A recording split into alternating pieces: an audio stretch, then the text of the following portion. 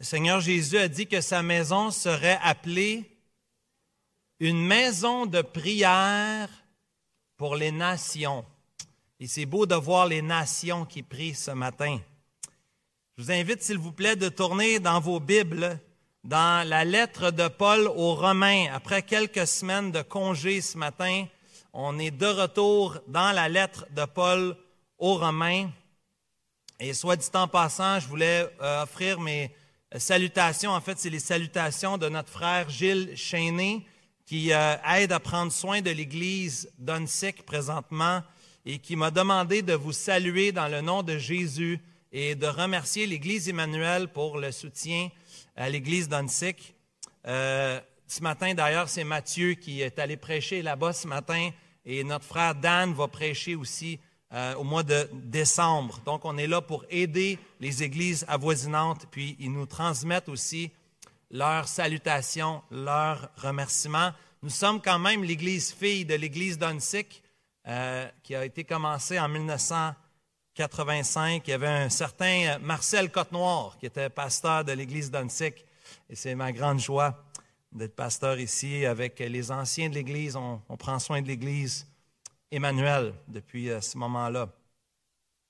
Romains chapitre 1, frères bien-aimés, sœurs bien-aimées, la bonne parole de Dieu. Romains chapitre 1, verset 18. La colère de Dieu. Oui, on parle de la colère de Dieu, pas seulement de son amour. La colère de Dieu se révèle du ciel contre toute impiété et toute injustice des hommes qui retiennent injustement la vérité captive. Car ce qu'on peut connaître de Dieu est manifeste pour eux, Dieu le leur ayant fait connaître. En effet, les perfections invisibles de Dieu, sa puissance éternelle et sa divinité se voient comme à l'œil depuis la création du monde quand on le considère dans ses ouvrages. Ils sont donc inexcusables, puisqu'ayant connu Dieu, ils ne l'ont point glorifié comme Dieu et ne lui ont point rendu grâce. Mais ils se sont égarés dans leurs pensées et leur cœur sans intelligence a été plongé dans les ténèbres. Se vantant d'être sages, ils sont devenus fous. Ils ont changé la gloire du Dieu incorruptible en image représentant l'homme corruptible, des oiseaux, des quadrupèdes, des reptiles. C'est pourquoi Dieu les a livrés à l'impureté, selon les convoitises de leur cœur, en sorte qu'ils déshonorent eux-mêmes leur propre corps. Eux qui ont changé la vérité de Dieu en mensonge et qui ont adoré et servi la créature au lieu du Créateur, qui est béni éternellement. Amen. C'est pourquoi Dieu les a livrés à des passions infâmes, car leurs femmes ont changé l'usage naturel en celui qui est contre nature. Et de même les hommes, abandonnant l'usage naturel de la femme, se sont enflammés dans leurs désirs les uns pour les autres, commettant homme avec homme des choses infâmes, et recevant en eux-mêmes le salaire que méritait leur égarement. Comme ils ne se sont pas souciés de connaître Dieu, Dieu les a livrés à leur sens réprouvé pour commettre des choses indignes, étant remplis de toute espèce d'injustice, de méchanceté, de cupidité, de malice, pleins d'envie, de meurtre, de querelles, de ruse, de malignité, rapporteurs, médisants, impies, arrogants, hautains, fanfarons, ingénieux au mal, rebelles à leurs parents, dépourvus d'intelligence, de loyauté, d'affection naturelle, de miséricorde. Et bien qu'ils connaissent le jugement de Dieu, déclarant dignes de mort ceux qui commettent de telles choses, non seulement ils les font, mais ils approuvent ceux qui les font.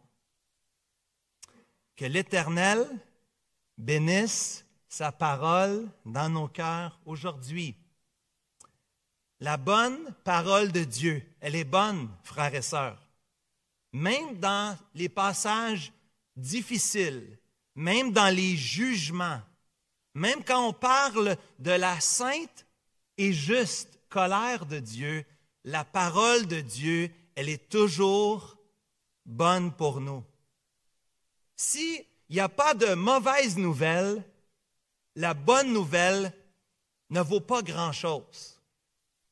Mais quand on comprend la mauvaise nouvelle, oh, que la bonne nouvelle est merveilleuse. La bonne nouvelle de l'Évangile. Romains 1, versets 16 et 17. Je n'ai point honte de l'Évangile. C'est une puissance de Dieu pour le salut de quiconque croit. Cela précède notre texte d'aujourd'hui. La bonne nouvelle et la mauvaise nouvelle sont interreliées, chers amis, aujourd'hui. On avait vu déjà il y a quelques semaines que puisque la colère de Dieu se révèle contre l'humanité entière, l'Évangile, reçu par la foi, est la seule manière d'échapper à la colère de Dieu. La seule manière d'échapper à ce qu'on voit ici dans Romains 1, versets 18 à 32, c'est de placer toute sa confiance dans la bonne nouvelle de l'Évangile. Et placer sa confiance en l'Évangile, c'est de détourner notre confiance de nous-mêmes, de notre péché. C'est de reconnaître notre pauvreté spirituelle et de placer en Jésus toute notre confiance, toute notre foi. Il y a quelques semaines, on avait parlé de la colère de Dieu et mon ami Philippe Bourque m'a rappelé qu'il y a plusieurs cantiques qui parlent de la colère de Dieu. Mon ami Philippe m'avait envoyé quelques messages pour me donner juste quelques indications de la colère de Dieu. Oui, on chante même la colère de Dieu. C'est vrai? À Noël, le temps s'en vient, on va parler du courroux. Le courroux, c'est un mot ancien nous rappelant la colère de Dieu. On a été libérés de la colère de Dieu. On le chante, on le croit, et c'est ce que la Bible nous enseigne. On avait vu il y a quelques semaines, et c'est juste un petit rappel pour qu'on puisse plonger dans notre texte et bien comprendre le mouvement du passage. On avait vu au verset 18 que c'est la colère de Dieu qui est révélée, qui nous est manifeste. Mais Paul ici poursuit dans la progression du passage.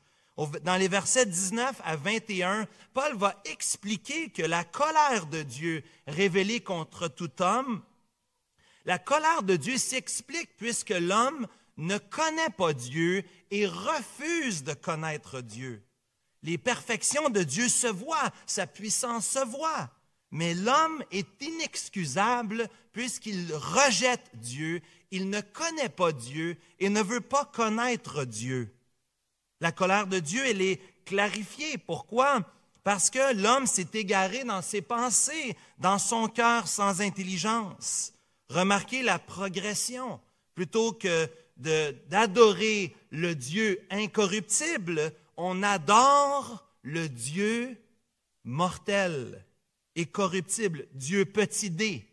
On adore le petit Dieu qui est nous-mêmes.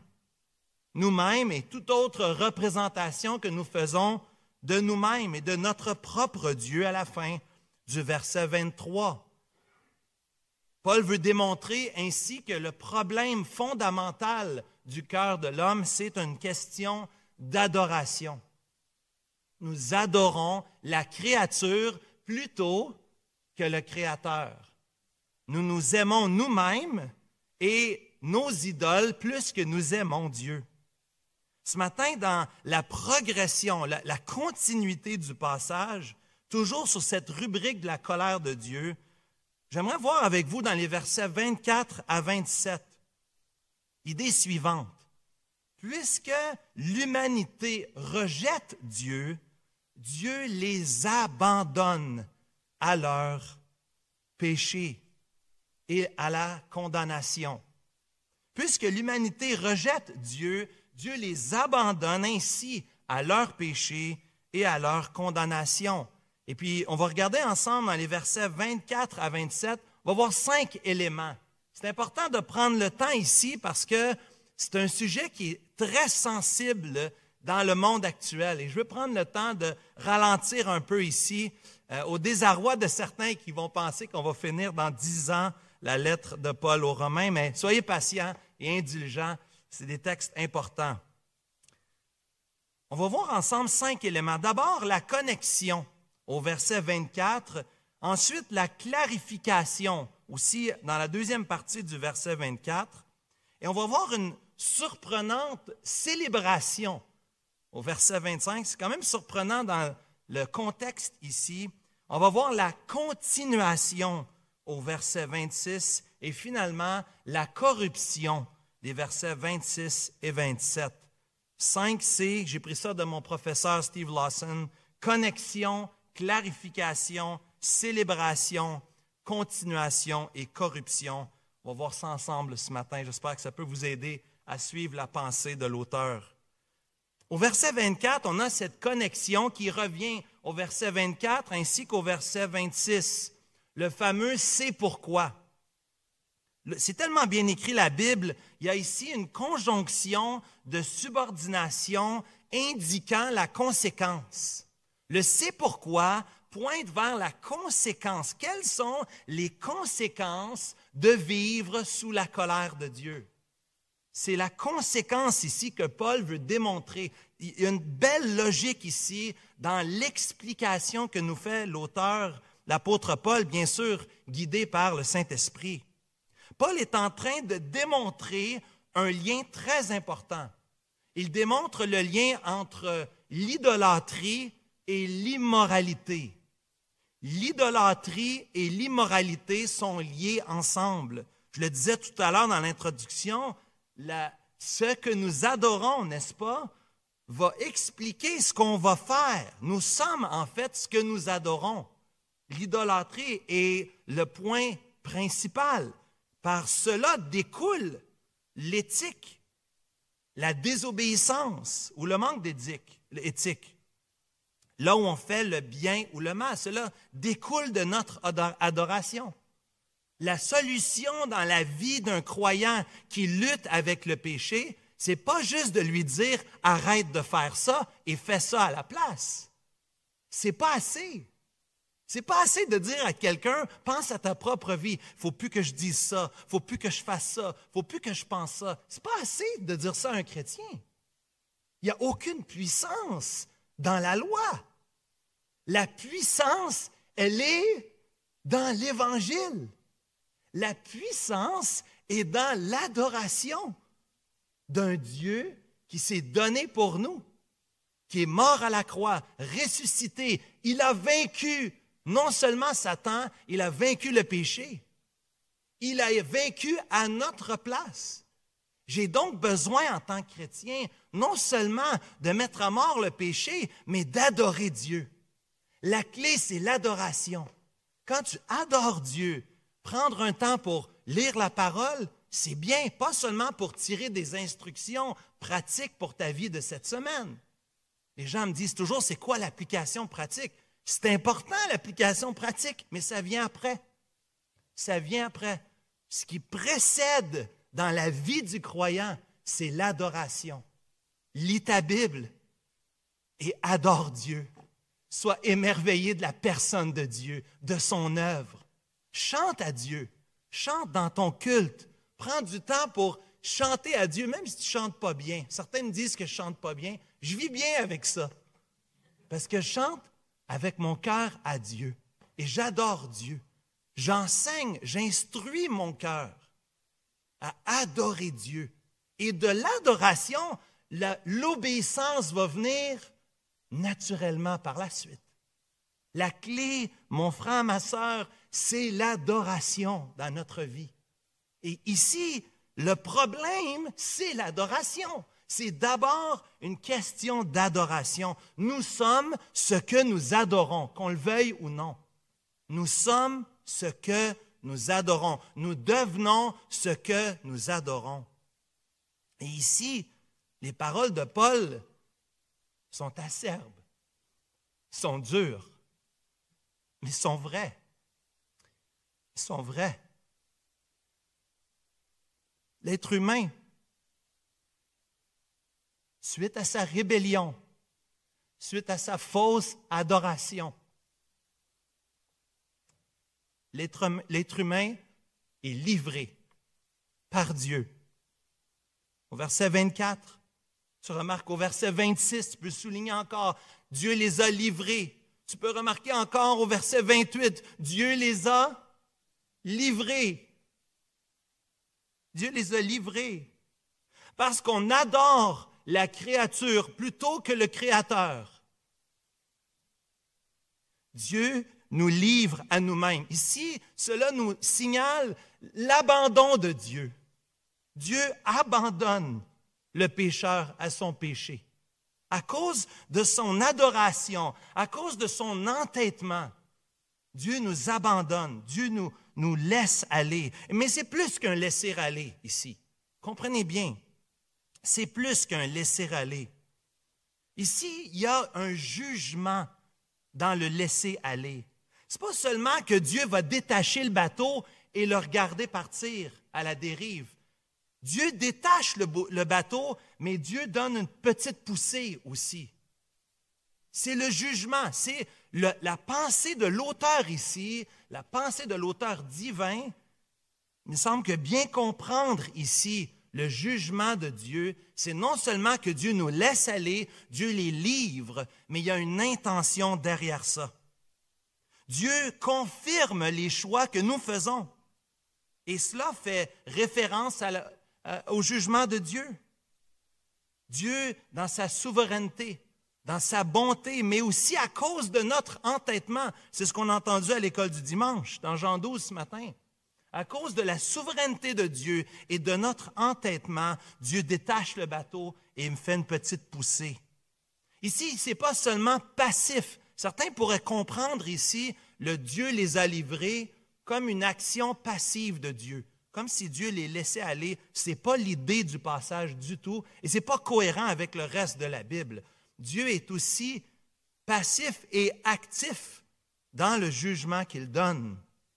Ce matin, j'avais déjà sorti le verset avant que mon père le cite à l'école du dimanche, dans Exode chapitre 8, lorsque Pharaon endurcit son cœur. Vous vous souvenez, les 10 plaies, dans Exode chapitre 8, il est dit à plusieurs reprises. Exode chapitre 8, verset 11. Pharaon, voyant ce qu'il avait fait relâche, endurcit son cœur. Exode chapitre 8, verset 32. Pharaon, cette fois-ci, endurcit son cœur. Mais il arrive dans Exode 9, verset 12. Il arrive dans Exode 9, verset 12, que l'Éternel endurcit le cœur de Pharaon. Le sujet et le complément changent. Ce n'est plus seulement Pharaon qui a une tête dure, mais c'est à un moment donné, quand une ligne est franchie, il y a un jugement de la part de Dieu. Et ça, ce n'est pas seulement négatif. Vous êtes dans Romains, tournez avec moi dans un de mes passages préférés. Je pense que ce serait mon préféré. Je ne sais pas si ma femme serait d'accord, j'en ai plusieurs préférés. Mais en tout cas, Romains 8, verset 32, un de mes passages préférés, c'est un go-to pour moi. J'aime beaucoup ce verset-là. Et j'aime encore plus ce verset-là depuis cette semaine, depuis que j'ai passé le temps à étudier ce merveilleux passage. Dans cette idée que Dieu nous a livrés, dans cette idée que Dieu nous a livrés, ce n'est pas seulement le jugement de Dieu pour l'humanité, mais c'est aussi le fait, Romains 8, verset 32, lui qui n'a pas épargné son Fils, mais qui l'a livré pour nous tous. Comment ne nous donnera-t-il pas toutes choses aussi avec lui? C'est le même mot, c'est le même concept. C'est le même principe ici.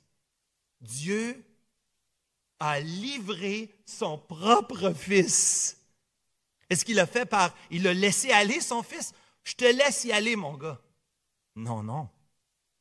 Dieu a voulu briser son fils. C'est dans sa volonté. Ce n'est pas un accident. Jésus n'est pas allé à la croix par hasard, mais depuis toute éternité. Le Dieu bon, le Dieu plein d'amour que Kevin a parlé tout à l'heure, mais aussi le Dieu juste. Il devait trouver une façon pour sauver l'humanité. Ça prenait un geste d'amour, mais aussi la justice de Dieu devait être satisfaite. Dieu a envoyé son Fils, il l'a livré. C'est le même concept, même principe. Et Romains 4, verset 25, dit la même chose, soit dit en passant, on n'a pas le temps de regarder. Chers amis, la connexion ici et la clarification nous est présentée au verset 24.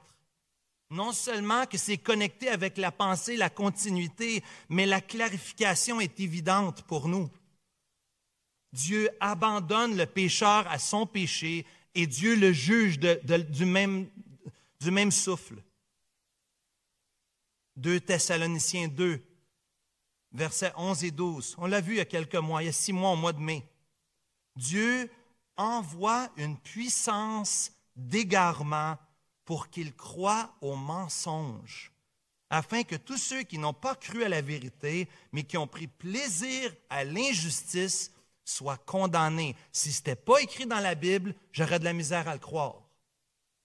Dieu livre le pécheur à lui-même. Il le laisse aller et lui donne une poussée de jugement. Tu as endurci ton cœur. Tu as endurci ton cœur. Et Dieu va endurcir ton cœur. J'espère que ce n'est pas ton cas ce matin, cher ami qui m'entend.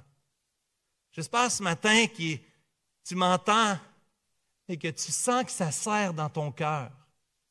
Et j'espère que tu ne vas pas partir d'ici aujourd'hui sans régler tes comptes avec Dieu.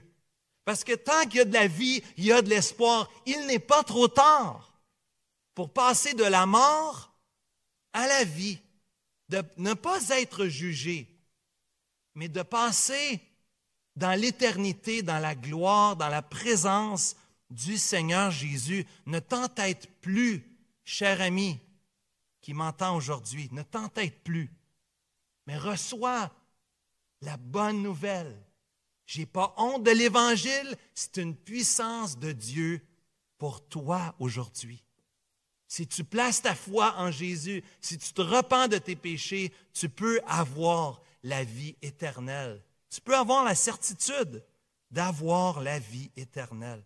Que l'Évangile est une solution merveilleuse devant la perdition de l'homme. C'est pourquoi Dieu l'a livré. Dieu l'a livré à quoi? Dieu l'a livré à son impureté, à sa saleté.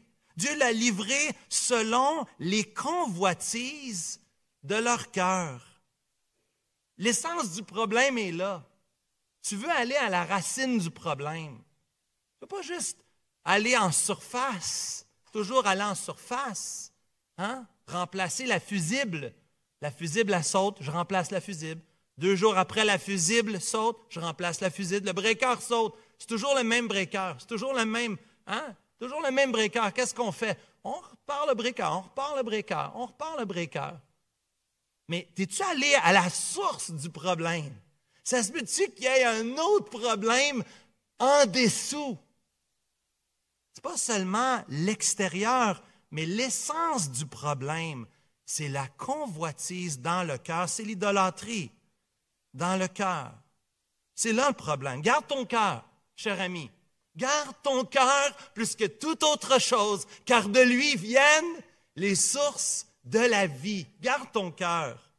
Garde ton cœur. L'homme tire de bonnes choses de son cœur, du bon trésor de son cœur. Et le méchant tire des méchantes choses de où? De ses amis, Le problème, c'est ses amis. Si seulement il n'y avait pas ces amis-là, il serait correct. Hein? C'est l'Internet. Ah, si seulement nos enfants n'avaient pas l'Internet, on serait correct, hein? Hein? Wow! Vraiment? Le problème, c'est pas l'Internet, c'est pas les amis. Le problème, il est là. C'est là notre problème. C'est mon problème, pas juste votre problème. C'est mon problème aussi. C'est notre problème.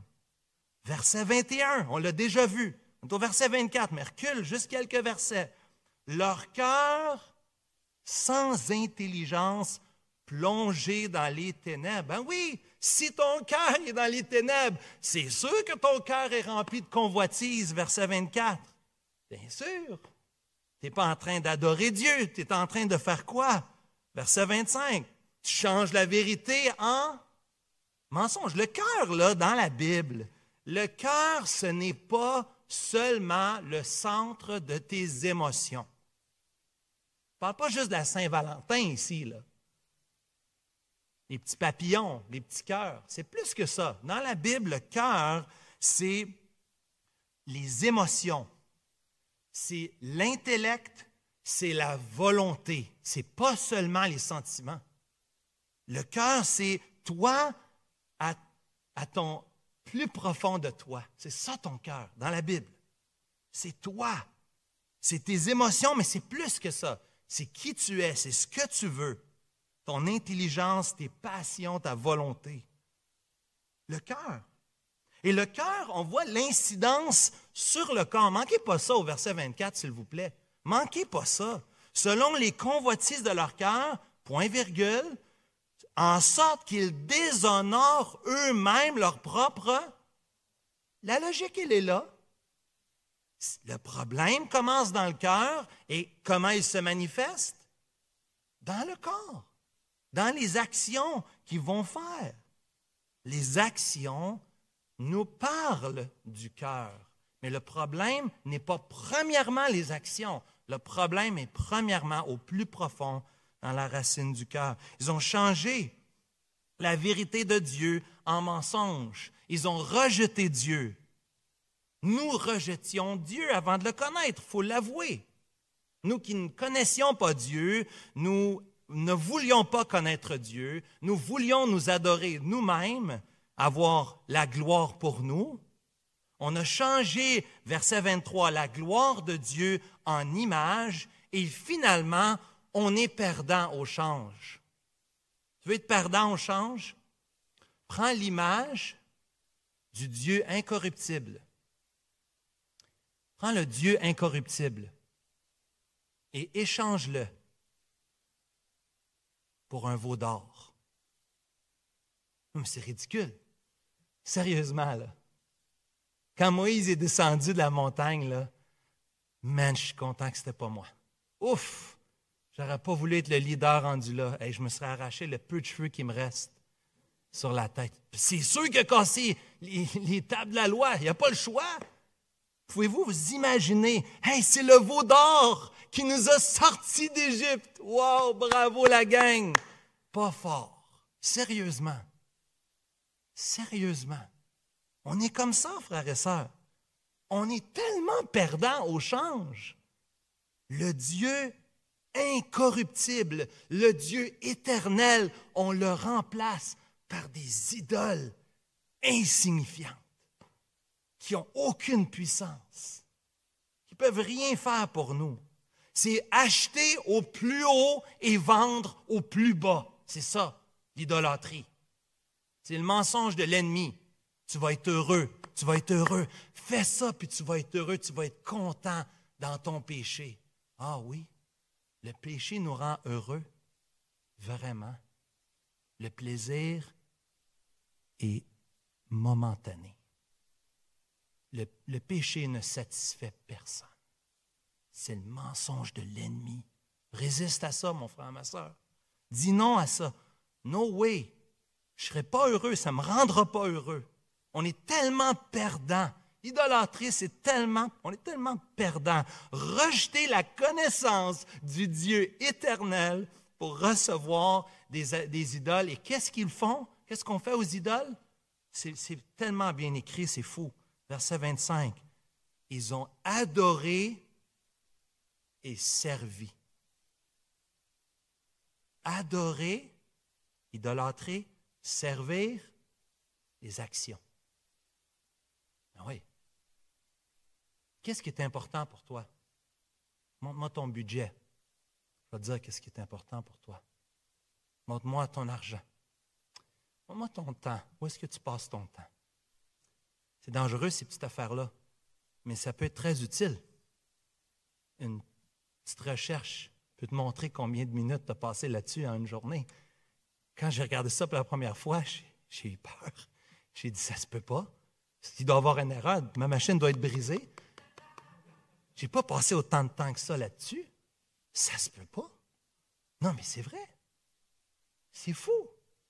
Le nombre de fois qu'on ramasse ça dans une journée, là, qu'on le prend et qu'on vérifie, c'est incroyable. C'est incroyable, vraiment. Ils ont adoré et servi. Ça commence dans l'adoration du cœur, mais ça se voit dans le service. Au lieu d'adorer Dieu et de le servir, ils ont adoré les idoles, ils ont servi les idoles. Incroyable. Verset 25 ici nous présente le troisième C. Je ne sais pas comment je vais faire pour finir, mais c'est correct. Vous êtes patient. Troisième C, la célébration. Celle-là, je ne la comprends pas. Je ne la comprends pas. Qu'est-ce que ça fait là? Non, mais sérieux, là. Soyez honnête avec moi, là. Dans 14-15 versets, au milieu de ça, guidé par le Saint-Esprit, il y a un mot de célébration. Non, mais c'est fou. Comment Paul peut célébrer au milieu de la crasse du péché? Comment il peut célébrer? Même dans les moments les plus ténébreux de l'Écriture, on célèbre Dieu. C'est vrai à plusieurs endroits. Le Alléluia, ça se voit juste 4 fois dans la Bible, hein? Apocalypse 19. Dans le chant Alléluia, à la fin des temps, Apocalypse 19. Savez-vous c'est quoi le contexte du chant d'Alléluia? Le contexte, c'est le jugement de la grande prostituée. Imaginez. Dans Romains chapitre 9, au verset 5, au milieu de la tristesse de Paul, considérant la perdition des siens, du peuple d'Israël, Paul s'éclate en louange. On le voit dans l'Écriture, bien-aimés. On adore Dieu en toutes circonstances, dans les bons et les mauvais jours. On adore Dieu. Ça peut nous sembler bizarre, mais je suis content que c'est là. Je suis content qu'au milieu du péché, il y a un rayon de soleil. Quand Paul, guidé par l'Esprit Saint, parle du Créateur, ils ont adoré la créature plutôt que de servir le Créateur, il s'éclate en louange. Le Créateur qui est béni éternellement. Amen. Qu'il en soit ainsi. Le mot Amen veut dire qu'il en soit ainsi. Que le Créateur soit béni éternellement. Paul dit qu'il en soit ainsi. Au milieu de l'idolâtrie, un petit clin d'œil qu'on doit adorer Dieu en toutes circonstances, bien-aimés. Même dans le jugement de Dieu, même dans la sagesse infinie de Dieu, les voies de l'Éternel sont insondables. Qui peut les connaître? Les voies de l'Éternel. Célèbre Dieu. Ça va mal dans ta vie? Chante à Dieu. Loue l'Éternel. T'es triste? Loue l'Éternel. Pourquoi on chante dans un funérail? Pour passer le temps? Non. Parce qu'on veut adorer Dieu, même dans la tristesse. La célébration ici du verset 25, ça me fait du bien, ça me donne le goût de continuer de chanter avec toi, Kevin, dans quelques instants. Quatrième C ici, la continuation. Un autre C pourquoi. Un autre C pourquoi Dieu les a livrés à des passions infâmes. Comprenez ici l'effet boule de neige. Comprenez ici Un camion qui descend une côte sans frein. C'est ça qui est en train de se passer. Qu'est-ce qui arrive avec un camion qui a plus de frein? Il va prendre de plus en plus de vitesse en dévalant, en descendant une côte. Les passions disgracieuses ici sont décrites au verset 26. Les passions infâmes, c'est des passions disgracieuses qui apportent le déshonneur ou l'indécence. Cela nous parle ici de la continuité de la logique de Paul. On dirait que Paul est en train de descendre et d'aller de plus en plus en profondeur, non seulement pour révéler le cœur, mais aussi pour que cela mette la lumière sur les comportements. Parce que les comportements confirment ce qu'il y a dans le cœur. C'est ça qui est fatigant quand quelqu'un nous reprend. C'est fatigant parce que les gens, effectivement, ne connaissent pas notre cœur, mais nos comportements, très souvent, sinon pas tout le temps, sont le reflet direct de ce qu'il y a dans notre cœur. Et c'est fatigant. C'est pas le fun de se faire reprendre. Mais on a besoin de ça. Parce que nos cœurs sont corrompus et cela paraît dans nos gestes extérieurs. La corruption, cinquièmement, se voit dans les versets 26 et 27. Une corruption. Paul choisit pour exemple ici une corruption bien spécifique pour l'époque. Les Romains étaient connus pour des gestes, des faits et gestes qu'on voit ici dans les versets 26 et 27. À l'époque des Romains, s'il n'y a rien de nouveau sous le soleil, ce n'est pas nous qui avons inventé l'homosexualité. Cela existe depuis Sodome et Gomorrhe. Cela existait dans l'histoire de l'humanité. Cela existe encore aujourd'hui. Paul décrit ce que le cœur, la perdition dans le cœur de l'homme, ce à quoi ça va mener.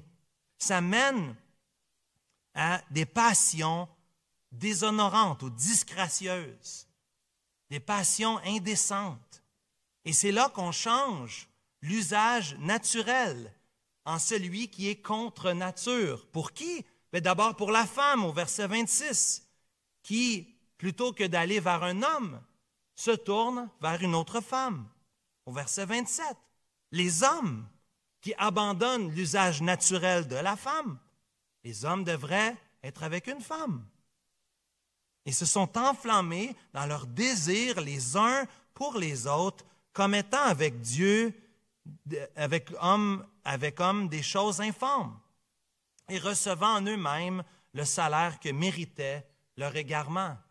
Ici, le point de Paul, c'est que la dépravation du cœur de l'homme l'amène jusqu'à là, jusqu'à ce péché qui est décrit dans la Bible. Je vous ai parlé de Sodome et Gomorrhe, mais c'est décrit ailleurs. Le lesbianisme et l'homosexualité sont décrites dans Lévitique chapitre 18 au verset 22 et Lévitique 20 verset 13. Tu ne coucheras point avec un homme comme on couche avec une femme. C'est une abomination. Lévitique 20 verset 13. Si un homme couche avec un homme comme on couche avec une femme, ils font tous deux une chose abominable. Ils seront punis de mort. Leur sang retombera sur eux. C'est tellement vieux, la Bible. Ça n'a pas de bon sens. La Bible, ça ne marche pas. Hey, on est en 2023. Hein, c'est ça qu'on entend. Hein? C'est donc bien arriéré. Vraiment, tu penses ça, toi? Tu es homophobe? Non, j'ai pas peur des homosexuels. Pourquoi j'aurais peur d'eux autres? Oh non, tu les détestes? Non plus. C'est pas vrai. Je ne déteste pas les homosexuels. Il y a de nos fils dans l'Église ici. Il y a de nos filles dans l'Église ici. Ils sont perdus dans ce péché. Est-ce qu'on ne les aime pas? Absolument pas. Qui on est pour ne pas aimer un pécheur? Qui qu'il soit, peu importe sa vie, peu importe sa pratique. On ne les aime pas, ce n'est pas vrai. Dieu dit que c'est un péché. C'est aussi simple que ça. C'est ce que Dieu dit. Dieu dit que ces pratiques-là, c'est mal. Pourquoi Dieu dit ça? Ça serait quoi la logique de Dieu, vous pensez, de dire que c'est mal? Mais allez voir le 7e commandement. Que dit le 7e commandement? Tu ne commettras pas? C'est quoi l'adultère? L'adultère, c'est de briser ce que Dieu a institué, a instauré. Qu'est-ce que Dieu a instauré? Qu'est-ce que Dieu a institué? Au début, avant même la chute, il a instauré le mariage entre un homme et une femme. Parce que l'homme, les gars, tout seul, ça ne marche pas. Dieu a dit, je vais lui faire une aide semblable à lui, pas pareil à lui. C'est pas ça qui s'est écrit dans Genèse chapitre 2. Je lui ferai une aide semblable à lui, parce qu'on a besoin d'une aide. Cette aide précieuse, elle est là pour nous compléter. Et nous la complétons. C'est une complémentarité mutuelle. Et ici, pour l'homme d'aller vers l'homme, pour la femme d'aller vers la femme, c'est le bris du 7e commandement. C'est l'abandon du plan de Dieu pour l'homme et la femme, et aussi pour leur progéniture. Le Dieu que nous avons, le Dieu de la Bible, c'est le Dieu de la veuve et de l'orphelin. Dieu, dans son plan, voulait que nous ayons un père et une mère pour nous élever dans l'amour, dans la sécurité, dans la protection. 1 Corinthiens chapitre 6, versets 9 et 10 nous dit, « Ne savez-vous pas que les injustes n'hériteront point le royaume de Dieu? Ne vous y trompez pas, ni les impudiques, ni les idolâtres, ni les adultères, ni les efféminés, ni les infâmes, ni les voleurs, ni les cupides, ni les ivrognes, ni les outrageux, ni les ravisseurs n'hériteront le royaume de Dieu. » Ce n'est pas le seul péché. Ne faisons pas du péché d'homosexualité le péché impardonnable. Cela est totalement faux. Il y a des gens parmi nous qui pratiquaient ce style de vie avant d'être convertis. Mais ils ont été lavés, comme vous et moi. On a été lavés par le sang précieux du Seigneur Jésus. Le problème extérieur, le problème d'homosexualité, de lesbianisme présenté par l'apôtre Paul ici dans Romains chapitre 1, versets 26 et 27, le fait qu'ils ont changé l'usage naturel en ce qui est l'usage contre nature, en fait, vient toujours de la même racine. Le problème est le même. Ils ont changé la vérité de Dieu en mensonge. Dieu abandonne le pécheur à ses passions. Tu veux le faire, vas-y. Et tu vas vivre avec les conséquences de tes choix. Mais le plus grand péché n'est pas celui du lesbianisme, ni de l'homosexualité, ou de la bestialité, ou de l'adultère. Tous des péchés sexuels. Ce ne sont pas ça les plus grands péchés. Le seul péché impardonnable, c'est le péché contre le Saint-Esprit, qui veut dire de refuser l'action du Saint-Esprit qui essaye de convaincre ton cœur de péché, de justice et de jugement. C'est de refuser le salut. C'est le seul péché qui ne peut pas être pardonné.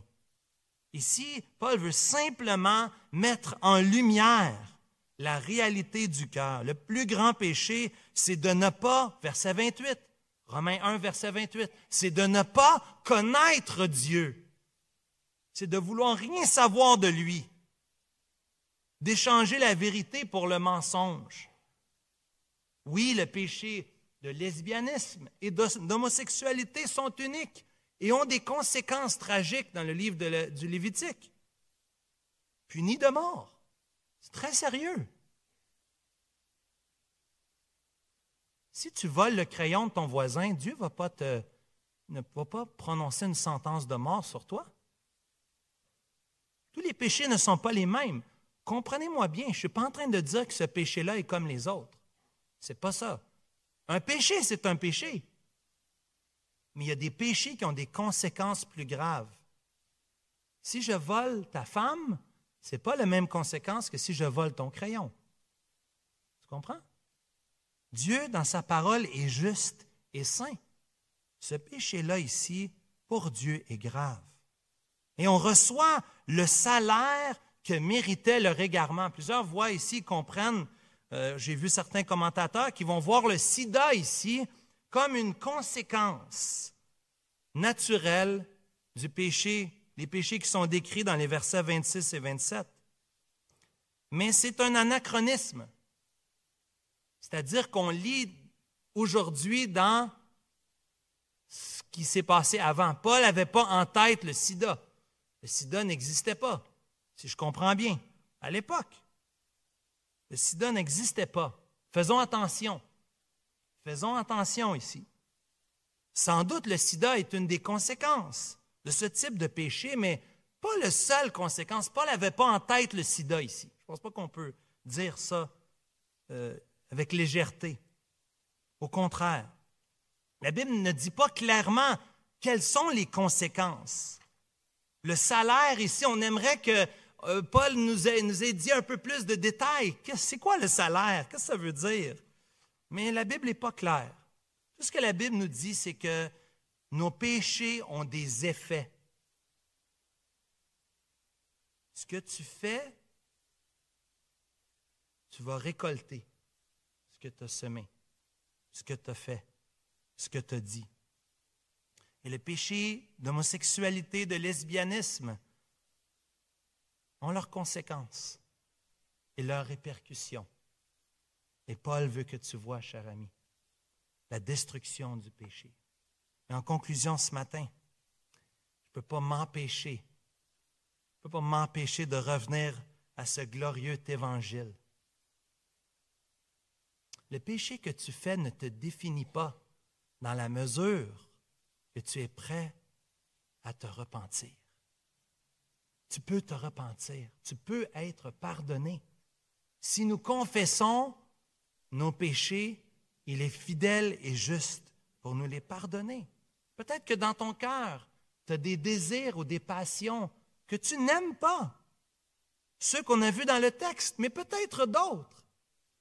Aujourd'hui, c'est l'occasion pour toi, mon frère, ma sœur, d'expérimenter le pardon, la réconciliation avec Dieu, de goûter à ce qu'il y a de plus merveilleux, le pardon des péchés.